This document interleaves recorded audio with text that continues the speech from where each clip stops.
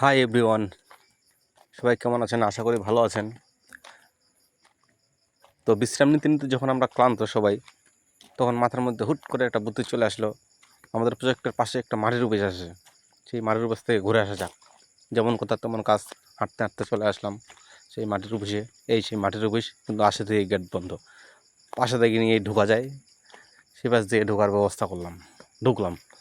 ঢুকে আবার এই আপা আবার ডাকে আমাদেরকে, আর কী করা লাগবে, আবার নাকি সাইন করা লাগবে। তো আমাদের মুরব্বিটারে দিলাম সাইন করতে, সাইন করে ঢুকে বললাম। কিন্তু সবথেকে হতবাক করার বিষয় হলো, এত বড় একটা মাটির অফিস, এই মাটির অফিসটা কোথায় সেটা খুঁজে পাচ্ছি না আমরা কোথাও। মাটির ঘর নেই, কিচ্ছু নেই, শুধু নাম দিয়েছে মাটির অফিস। আসলে মূলত এটা মাটির অফিস না, এটা হলো মাটি নিয়ে গবেষণা করা হয় এখানে, মাটির উর্বরতা বৃদ্ধি করার জন্য এবং বিভিন্ন রকম কাজকর্ম করা হয় কৃষি জাতীয়, মানে কৃষি নিয়ে।